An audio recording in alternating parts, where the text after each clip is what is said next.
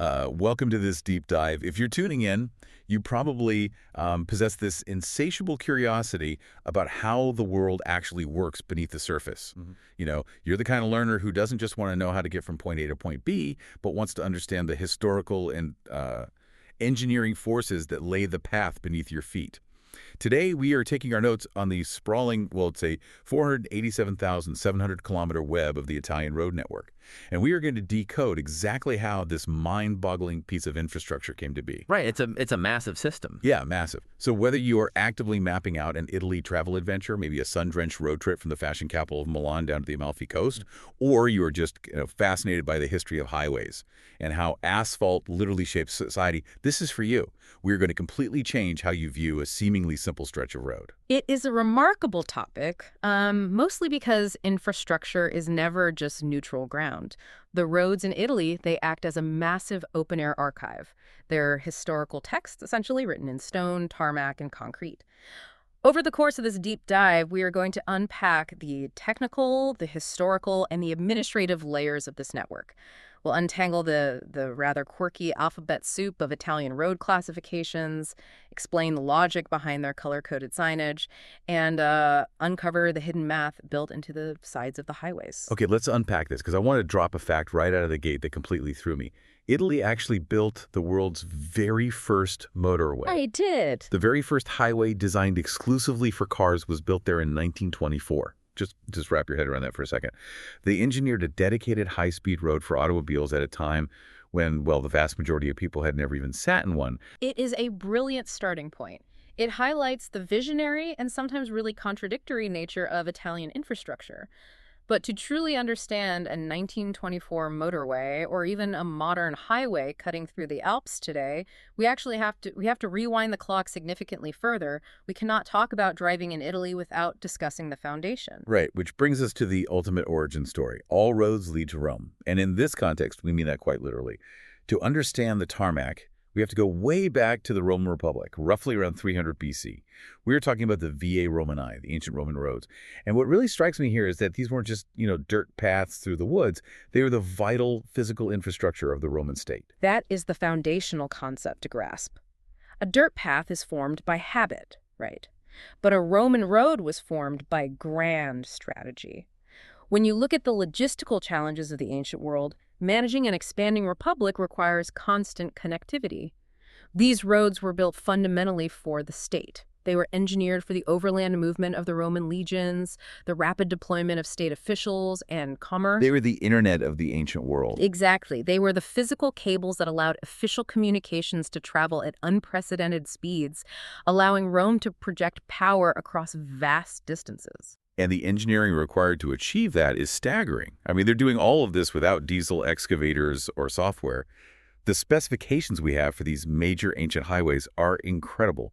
The notes say they were stone-paved, they were cambered for drainage, and they were metalled. Let's pause on those terms because they are crucial. When we say a road is cambered, we mean the engineers deliberately built the surface with a slight arch or curve in the middle, sloping downward toward the edges. To deal with the rain. Right. It's a brilliant passive engineering technique that forces rainwater to run off the sides rather than pooling in the center and creating mud. We still camber our modern highways today for the exact same reason. It's elegant. But doing it with hand-cut stone is another level. And what about metalled? Because my first thought was literally, sheets of iron, which obviously makes no sense. It's a common misconception. In road-building terminology, metal does not refer to actual metallic elements. It refers to a process of layering crushed stone and gravel to create a hardened surface. The Romans would dig a deep trench, fill the bottom with large rubble for drainage, add layers of smaller stones and gravel, and then top it off with tightly fitted paving stones. Wow. It created a solid, weather-resistant structure that wouldn't wash away in a heavy Mediterranean storm. And they didn't just build the central carriageway. The main paved section was often flanked by unpaved footpaths for pedestrians, softer bridleways for horses, and deep drainage ditches on the extreme outer edges. They were thinking about every single user of the road. But what gets me is their absolute refusal to compromise with geography. If a hill was in the way, they didn't just casually wind a path around it. No, they imposed their will upon the landscape. They valued the straight line above almost everything else because a straight line is the fastest route for a marching army. If the hill was in the way, they would mobilize immense human labor to cut a massive notch straight through it. When they encountered deep ravines, they constructed elaborate stone bridge work. I read they even managed to build solid stone roads straight over marshy, unstable ground. How was that even possible? It required incredible ingenuity. When the engineers hit a swamp, they would use rafted or piled foundations. They would take massive timber logs, sharpen them, and physically drive them deep into the muck until they hit something relatively stable. They would pack hundreds of these wooden piles closely together, engineering a floating, highly stable wooden base. Then, they laid their heavy stone road right on top of it. Which brings us to the absolute wildest realization of this whole segment. It is the ancient echo living inside the modern pavement. Modern Italian drivers right now are commuting on the exact same routes established by legions over 2,000 years ago. The continuity is truly remarkable. The ancient engineers solved the fundamental geographic puzzle of how best to connect 2 points, and those solutions are still perfectly valid today. For example, the modern Strada Statale 7 broadly follows the exact route of the ancient Via Appia, the famous Appian Way. The Appian Way. It's crazy that it's still functionally doing the same job. Precisely. The modern Strada Statale 1 traces the path of the Via Aurelia up the coast. The Strada Statale 4 follows the ancient Via Salaria, the ancient salt route crossing the mountains to the Adriatic Sea. The modern state is simply maintaining the asphalt on top of a 2 millennia-old Roman blueprint. Imagine you are sitting in a bit of traffic, drumming your fingers on the steering wheel, and you realize the physical trajectory you are stuck on was surveyed and committed to stone before the concept of a weekend even existed. But as deeply rooted as the system is in antiquity, its transition into the modern era is basically a sci-fi leap forward. Here's where it gets really interesting. Let's jump out of the Roman Empire and land right in the middle of the Roaring '20s. A period of immense technological optimism. Exactly. This is where Italy claims a massive first in global transportation history. As we mentioned, Italy became the very first country on the planet to build an autostrada. Now, the defining characteristic of an autostrada is that it was a road reserved absolutely and exclusively for fast traffic and motor vehicles. No pedestrians, no horse-drawn carts, just combustion engines and speed. Which is an incredibly bold infrastructural move. But it presents a glaring historical contradiction when we look at the actual data of the time. Civil engineer Piero Puricelli conceptualized this first motorway, the Autostrada dei Laghi, to connect Milan up to the affluent resort areas of Lake Como and Lake Maggiore. Right. He managed to get authorization to build this fast road in 1921. But here's the contradiction. When you look at the sheer lack of automobiles in the country, it feels like he was building a spaceport before anyone had invented a rocket. In 1923, right as this is getting off the ground, there were only 53,000 cars in the entire country of Italy. To put that into perspective, Italy had a population of roughly 40 million people at the time, so you have a massive infrastructure project dedicated to a technology that only a microscopic fraction possessed. The demographics are actually hilarious. Why? By 1927, there was only 1 car for every 230 inhabitants. For you listening right now, today in Italy, that ratio was 1 car for every 1.6 inhabitants. And those early cars were not evenly distributed. Lombardy, where Milan is located, was the tech hub. They had over 38,700 of those cars. Yes, reflecting the deep economic divides of the era. And compare that to the south. The region of Basilicata had exactly 502 cars. 502 individual cars in an entire region. And over on the island of Sardinia, they only issued 632 new driving licenses that entire year. So this new autostrada was an abstract concept for most people. If we connect this to the bigger picture, it highlights Puricelli's immense foresight, but also his immediate practical problem. He was building infrastructure for a future of mass motorization. But because the state was looking at those same car registration numbers, they were not about to fully fund a massive concrete highway for a few thousand wealthy motorists. Wait, so if the government wouldn't foot the whole bill, how did Puricelli build it? Concrete isn't cheap. He had to be an entrepreneur. His solution was to introduce a concept that every modern driver is intimately familiar with today: the toll road. He funded this 1 lane in each direction project by creating physical barriers and charging the people who actually used the road. The users directly funded the infrastructure. It's brilliant. And what an event the opening must have been. The inauguration took place on September 21st, 1924. Picture the scene: King Victor Emmanuel III arriving to officially open the lake's motorway. He rolls up in his Royal Lancia Tricapa. It signaled that Italy was embracing the mechanical future, and there's a wonderful historical bookend to that moment that occurs exactly 40 years later. Yes. Fast forward to October 4th, 1964. We trade the king for a president. President Antonio Theni is inaugurating the Autostrada del Sole, the A1, the legendary sun motorway that forms the spine of Italy. And he mirrors the past perfectly by inaugurating it from the back of a presidential Lancia Flaminia. It is a striking parallel, but that 1964 inauguration of the A1 really represents the culmination of an entirely different era. We've moved past the novelty of the 1920s. Let's look at the post-World War II landscape, a period defined by the Italian economic miracle, sweeping legislation like the Romita Law, and truly audacious modern engineering. Because after the devastation of the Second World War, Italy had to rebuild almost from scratch. Utterly fractured. But in the 1950s and 60s, Italy experienced an explosive period of economic growth. However, the wealth and industry were heavily concentrated in the north, while the agricultural south was lagging behind. To unify the country economically, they needed to unify it physically. You can't have a cohesive national economy if you can't easily move goods from a factory in Turin to a port in Naples. And to the politicians. Precisely. In 1955, the Romita Law was promulgated. This wasn't just a budget allocation, it mandated that the Autostrada network must be present in all regions of Italy. It was a massive legislative push to stitch the entire peninsula together with asphalt. And the physical expansion that followed was relentless. When that core section of the A1 was completed in 1964, it was the first dual carriageway motorway in the world that included significant mountain sections. It is hard to overstate how difficult it is to build a high-speed, multi-lane highway through the Apennine mountain range. You're dealing with steep gradients, deep valleys, hard rock. It requires a staggering amount of blasting and viaduct construction. But they did it, and they finally bridged the infrastructural gap to the islands, inaugurating the first Sicilian motorway, the A18, in 1973. But right as they are hitting their stride, painting the map with new highways, they hit a massive brick wall. Yes, the momentum came to a very sudden screeching halt. In 1975, the Italian government enacted a law that essentially placed a hard legal block on any new motorway construction. Wait, why would they do that? They just passed a law 20 years earlier saying they needed highways everywhere. You have to look at the global geopolitical context. 1973 brought the global oil crisis. The era of seemingly endless, cheap fossil fuels evaporated overnight. The Italian state looked at the massive energy required to build these roads and realized the economic model was suddenly unsustainable. This legislative block actually remained in force until the 1990s. That is a massive pause. But once the bans were lifted and they started building again in the modern era, they clearly did not hold back. Just recently, in March 2022, they opened a brand new 3-lane southbound section of the A1.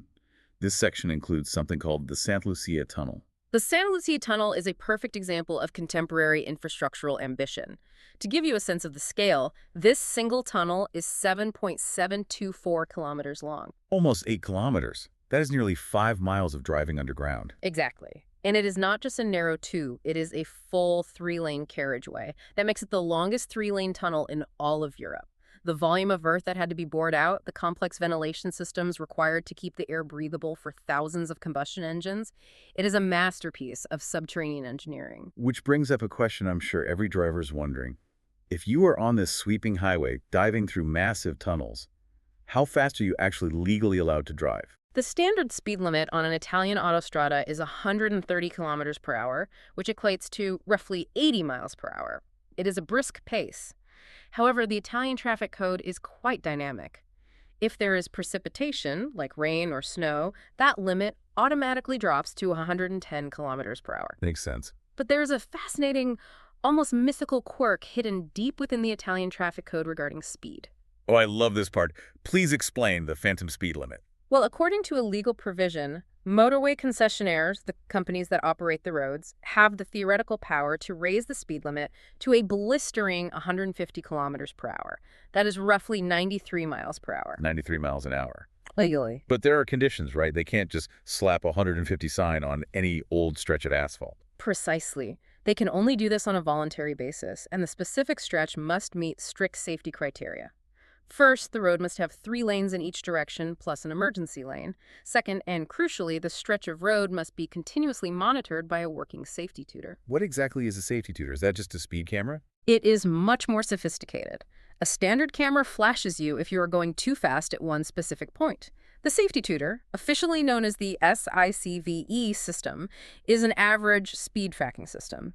It logs your license plate when you enter a segment of the highway, and it logs you again when you exit that segment kilometers later. The computer calculates your average speed over that entire distance. So the law says if you have a wide, straight 3-lane road and you have this strict average speed babysitter watching everyone, you can let people drive 150 kilometers an hour. Where can I go drive this right now? Nowhere. Nowhere. Nowhere. Despite this being legally permissible for well over a decade, safety concerns and liability issues mean that not a single motorway operator in the entire country has ever actually adopted the 150 kilometer per hour limit.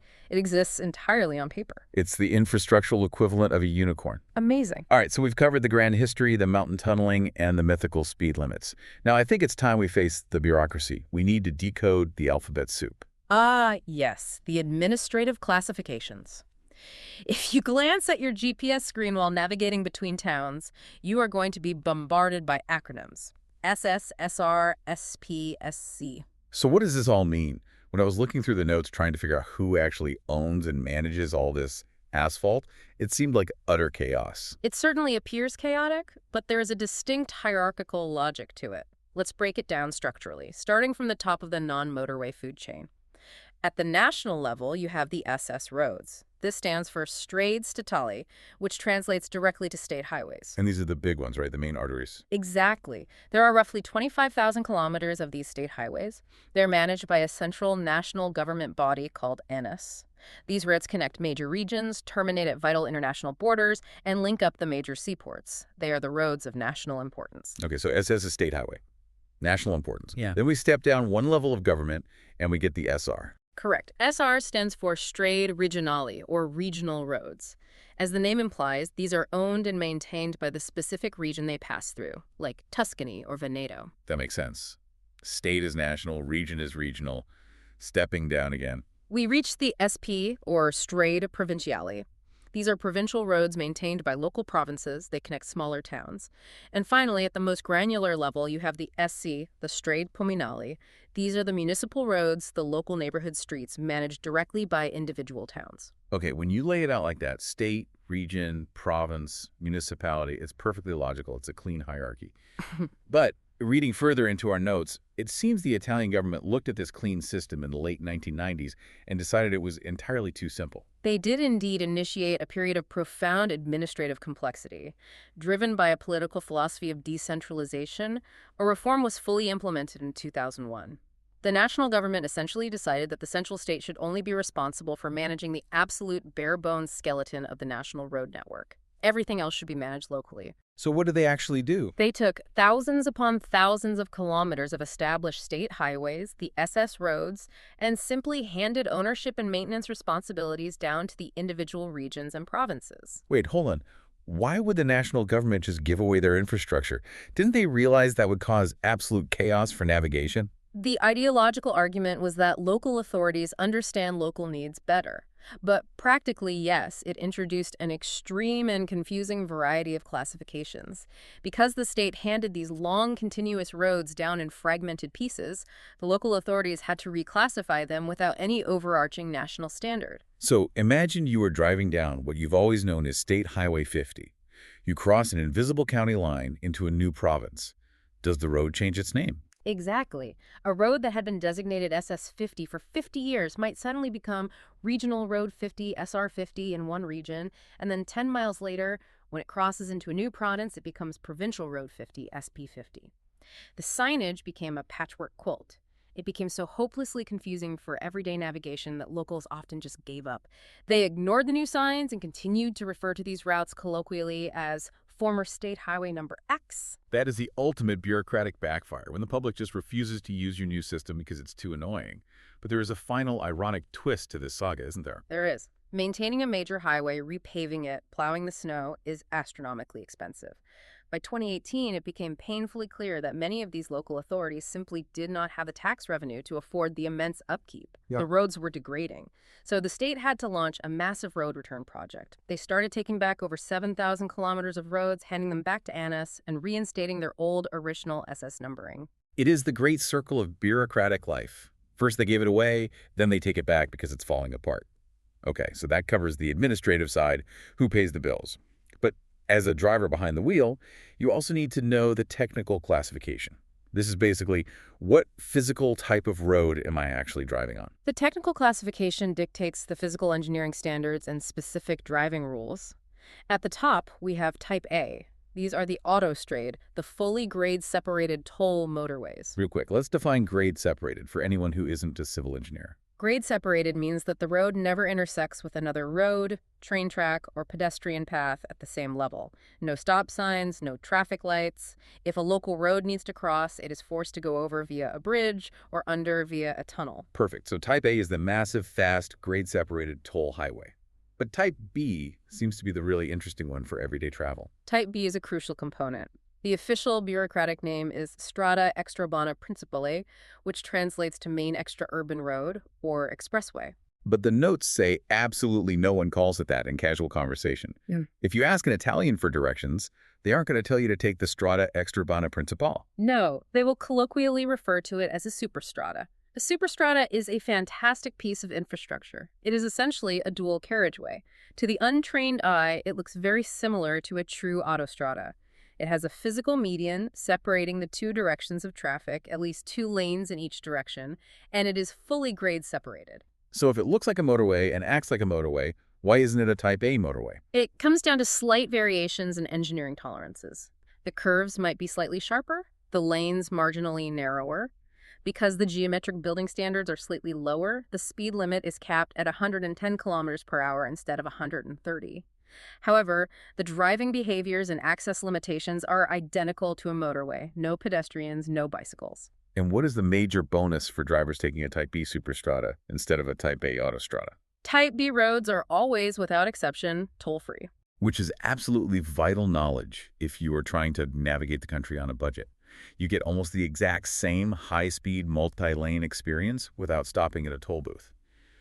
Then moving down the technical ladder, you drop to Type C. Type C is the Strada Extraurbana Secondaria. This is your classic, standard, single carriageway country road. 1 lane in each direction, no physical divider, with regular intersections and occasional traffic lights. The speed limit here is typically capped at 90 kilometers per hour. And finally, we have Types D, E, and F, which handle the urban environments. Exactly. Type D covers the larger urban expressways within city limits, usually capped at 70 kilometers per hour. Type E comprises your standard neighborhood urban streets, where the limit is 50 kilometers per hour, or sometimes 30 in dense residential zones. And Type F is a catch-all category for local, unpaved paths and dedicated cycle routes. Okay, so we know who owns the roads, and we know what physical shape they take. But understanding the difference between a high-speed Type A motorway and a free Type B expressway is crucial for another very visual reason.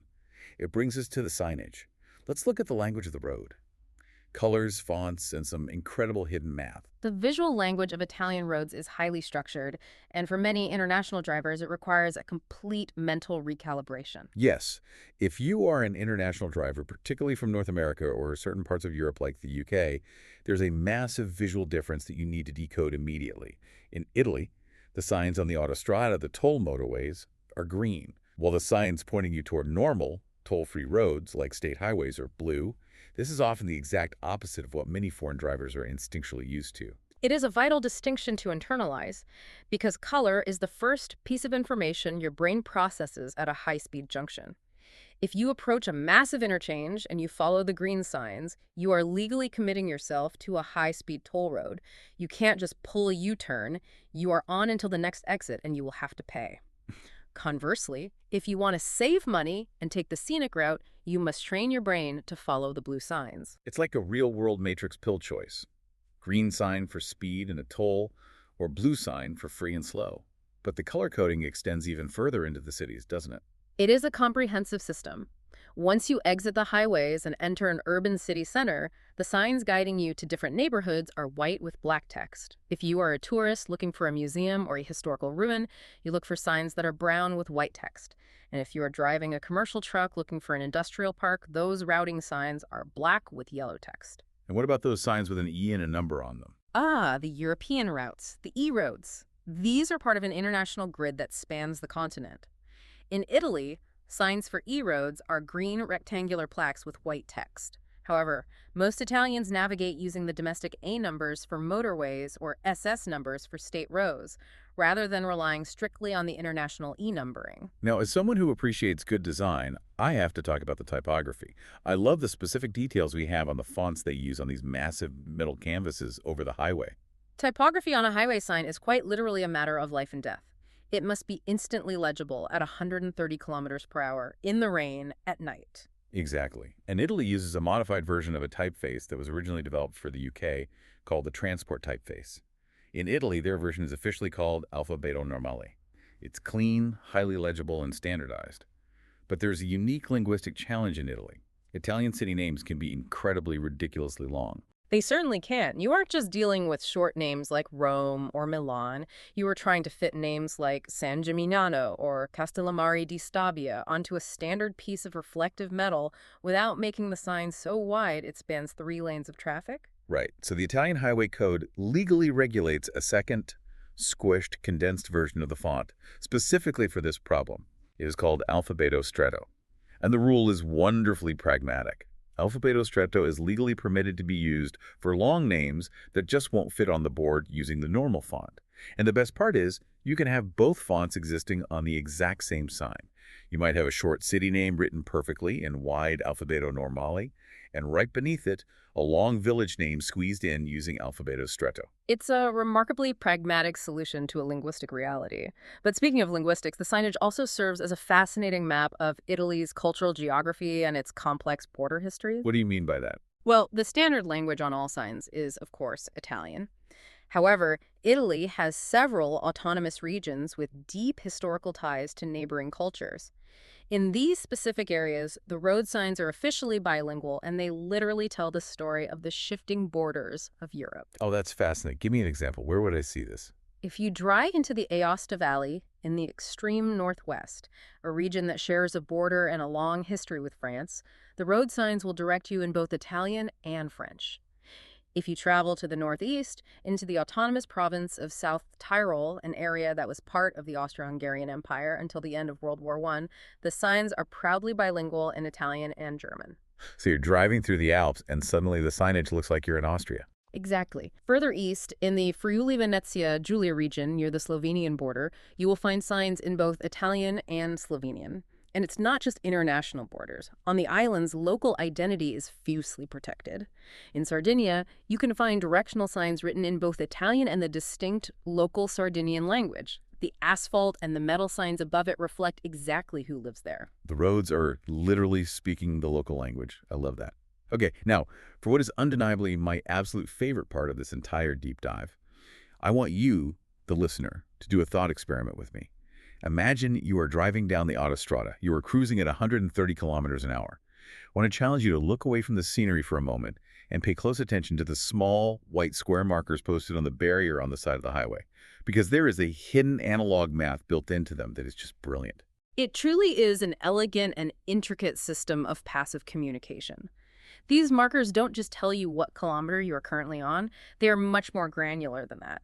In Italy, they use hectometer signs. This means there is a physical marker every 100 meters along the entire length of the motorway. Okay, let's visualize this. Walk me through exactly what I'm looking at as I drive past one. Imagine a small vertical white rectangle. The source material explains that this white sign is horizontally divided into 2 parts. The top half features a Roman numeral from I to IX 1 through 9. This Roman numeral indicates the specific hectometer you are currently passing within that kilometer. The bottom half features standard Arabic numerals like 45 or 112, indicating the exact kilometer of the motorway you are traversing. So if I see a Roman numeral thread on top and an Arabic numeral 50 on the bottom, I am exactly at kilometer 50.3. Correct. You are 300 meters past the 50-kilometer mark. It allows for incredibly precise location reporting if you break down or need emergency services. But wait, it gets so much better. That is just the white square. The ultimate aha moment is about the little green signs that are often attached right underneath or directly next to these white markers.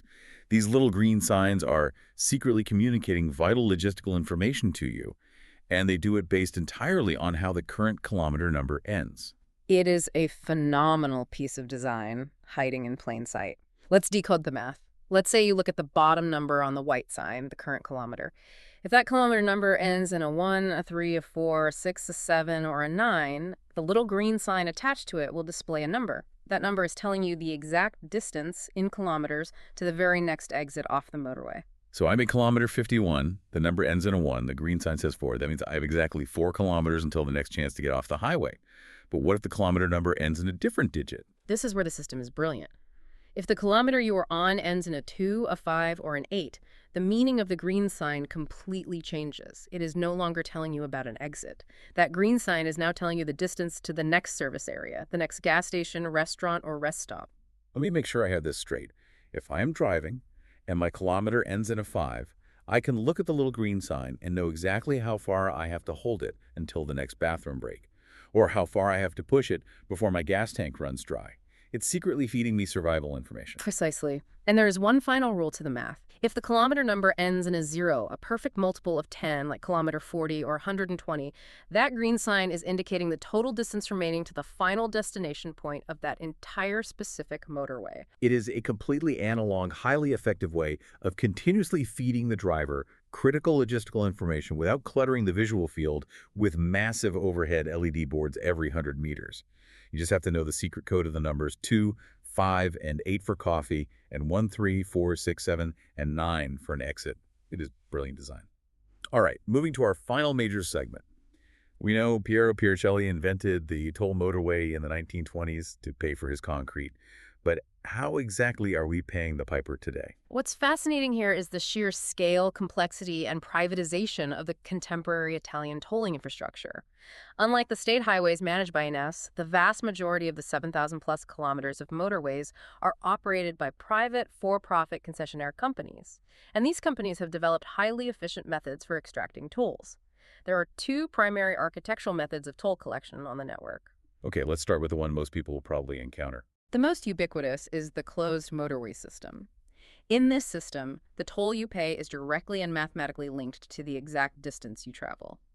When you first enter the motorway system via an on-ramp, you pass through a toll plaza and you physically pull a paper ticket from a machine. This ticket timestamps your entry point. You then drive as far as you need to go.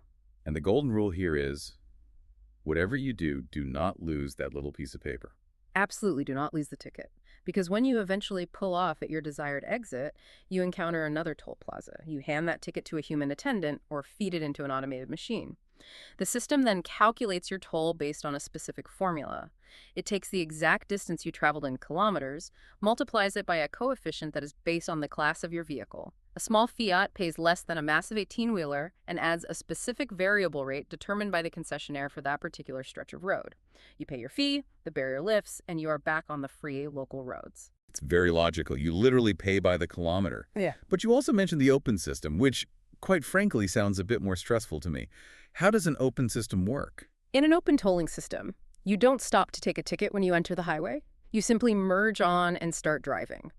However, at strategic points along the main carriageway of the motorway itself, there are massive flat-rate toll barriers spanning all the lanes. You are forced to stop, and you pay a fixed, predetermined sum to pass through the barrier. So I don't pay based on distance. I could get on the highway just 2 kilometers before the barrier, and I have to pay the exact same flat fee as someone who's been driving on the highway for 50 kilometers. That is exactly correct. It is less equitable regarding distance traveled, but it is often cheaper to construct and operate because you don't need to build elaborate toll plazas on every single tiny on-ramp and off-ramp. However, the future of the network is rapidly moving toward a third, much more advanced concept, the free flow system. Yes, the text highlights the A36, A59, and A60 motorways as being exclusively free flow. I love the concept of this, but it also terrifies me as a forgetful tourist. Explain how free flow works. On a free flow motorway, there are absolutely no physical toll booths, no barriers to slow down traffic, no machines to take tickets from. Instead, as you drive along at full speed, you pass under large metal electronic gantries suspended over the highway. These gantries are equipped with high-speed cameras and sensors. As you drive underneath, they read your license plate. And how do they get my money if there is no booth? If you are a local driver, you likely have an electronic transponder device attached to your windshield, commonly known in Italy as a telepass. The gantry reads the transponder and automatically deducts the toll from your linked bank account. You don't do a thing. But what if I'm driving a rental car without a telepass? Or I'm a tourist in my own car? Then the camera photographs your license plate, logs your journey, and you have to proactively remember to go online, download an app, or make a phone call within a certain number of days to pay the toll manually based on your plate number. If you forget, the concessionaire will eventually track down your registration and send a significantly larger fine in the mail. It is incredibly efficient for maintaining the physical flow of traffic, but it relies entirely on the user's diligence to settle the bill afterward. It's the ultimate honor system, backed up by high-resolution cameras. Before we wrap up this massive deep dive, we have to briefly touch on some of the anomalies in the network classification. Because not everything fits neatly into the A, D, or C categories. We have to talk about the T-tunnels. Ah, yes, the massive transalpine tunnels. When you look at the extremities of the network where Italy borders the rest of Europe through the Alps, you find specific operational tunnels classified with a T. The source material lists three major operational ones. T1 is the famous Mont Blanc Tunnel, T2 is the Great St. Bernard Tunnel, and T4 is the Frejus Road Tunnel. I noticed there was no T3. Did they lose a mountain? Not quite.